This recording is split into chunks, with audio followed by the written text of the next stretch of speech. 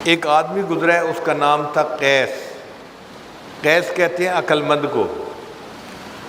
پورا نام کتابوں میں لکھا ہے قیس ابن ملو ابن مزاحم، یہ اس کا پورا نام تھا۔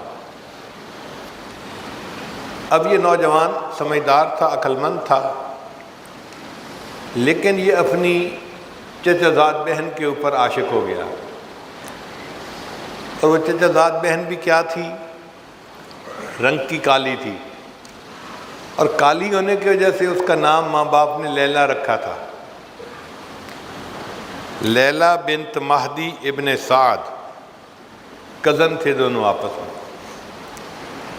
اب اس بندے کی محبت کے تذکرے گاؤں سے نکل کے شہروں تک پھیلے،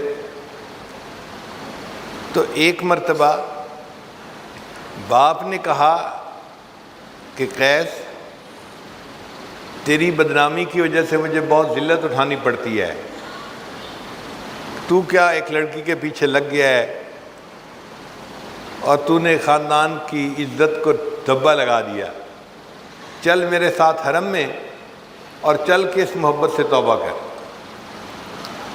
تو یہ قیس اپنے باپ کے ساتھ حرم میں چلا گیا۔ بیت اللہ کے پاس پہنچ کے والد نے کہا کہ توبہ کر اس محبت سے، تو اس نے غلاف کعبہ کو پکڑ کے ایک شعر پڑھا، الہی تبت من کل المعاصی، الہی تبت من کل المعاصی ولکن حب لیلا لا اتوب، اے اللہ ہر گناہ سے میں توبہ کرتا ہوں، لیلا کی محبت سے توبہ نہیں کرتا۔ اب جب اس نے یہ الفاظ کہے تو اس کے والد نے غصے سے اس کی طرف دیکھا، یہ کیا بدتمیزی ہے، میں لے کے آیا ہوں کہ توبہ کر اور یہ کہتا ہے کہ ولیکن حب لیلا لا اتوب۔ تو سمجھدار تو تھا ہی صحیح، اس نے جب دیکھا کہ والد نے خفا ہو کے دیکھا ہے تو اگلا شعر پڑھا، الہی لا تسلبنی حبہا ابدا، اے اللہ اس لیلا کی محبت کبھی میرے دل سے سلب نہ کرنا، وَيَرْحَمَ اللَّهُ عَبْدًا قَالَ آمِينَ، اور جو میری دعا پر آمین کہہ دے اللہ اس بندے کے گناہوں کو بھی معاف کر دے۔ یعنی اگر میرے ابو آمین کہہ دیں تو اللہ میرے ابو کی بھی مغفرت فرما دے۔ تو یہ ایسا پاگل تھا اپنی اس محبت میں۔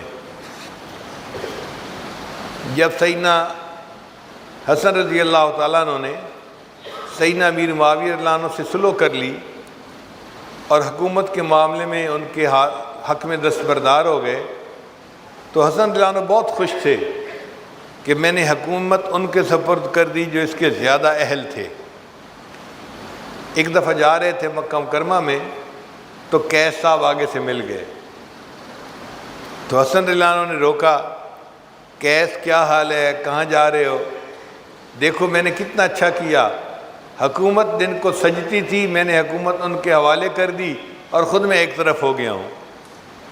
تو قیس خاموش کھڑا سن رہا ہے، تو حسن رضی اللہ عنہ نے فرمایا چپ کیوں کھڑا ہے، کوئی جواب نہیں دیتا؟ کہنے لگا جی کہ میں سوچ رہا ہوں حکومت تو لیلا کو سجتی ہے۔ انہوں نے فرمایا انت مجنون، تو مجنون ہے۔ اس کے بعد اس کا نام قیس کی بجائے مجنون ہو گیا کہ یہ پاگل تھا اس کے پیچھے۔ اگر مخلوق کی محبت انسان کو ایسا پاگل کر دیتی ہے تو اللہ کی محبت تو پھر انسان کو پتہ نہیں کس کیفیت پہ پہنچاتی ہوگی۔ مجنون جب فوت ہوا تو کسی کو خواب میں نظر آیا، اس نے مجنون آگے کیا بنی؟ کہنے لگا کہ اللہ نے میری مغفرت فرما دی اور مجھے فرمایا کہ میں نے تجھے نمونے کے طور پہ رکھ لیا ہے، میں قیامت کے دن اپنے سے محبت کرنے والوں کو تیرا نمونہ پیش کروں گا کہ دیکھو اگر مخلوق کی محبت میں یہ بندہ اتنا پاگل ہو سکتا ہے، اے میرے بندوں کلمہ پڑھنے والوں تم نے مجھ سے محبت کیوں نہ ایسی کی۔ مولانا روم رحمۃ اللہ علیہ فرماتے ہیں عشق مولا کہ کمز لیلا بود، گوئے گشتن بہر او اولا بود، کہ لوگوں کیا مولا کا عشق لیلا کے عشق سے بھی گیا گزرا ہے کہ مجنون تو لیلا سے اتنی محبت کرے اور ہم بندے ہو کہ اپنی اللہ سے محبت نہیں کر پاتے۔ ایک حاکم میں وقت تھا، اس نے لیلا مجنون کی باتیں سنی تو اس کو خیال آیا کہ پتہ نہیں یہ لیلا کتنی حور پری ہوگی کہ مجنوں اس کے پیچھے اتنا دیوانہ بنا ہے۔ اس نے پولیس کو کہا کہ لیلا کو میرے سامنے لاؤ، میں دیکھو تو صحیح۔ اب جب لیلا آئی تو وہ تو ایک عام سی لڑکی تھی کالے رنگ کی، تو بادشاہ نے اسے کہا الدگر خوباں تو افزوں نیستی، اے لیلا دوسری خوبصورت عورتوں سے کوئی بڑھ کر تو حسین نہیں ہے، گفت خامش چوں تو مجنوں نیستی۔ اس نے جواب دیا خاموش رہو، اس لیے کہ تیرے پاس مجنوں کی آنکھ نہیں ہے، اگر تو مجنوں کی آنکھ سے مجھے دیکھتا تو دنیا میں مجھ سے زیادہ خوبصورت تجھے کوئی نظر نہ آتا۔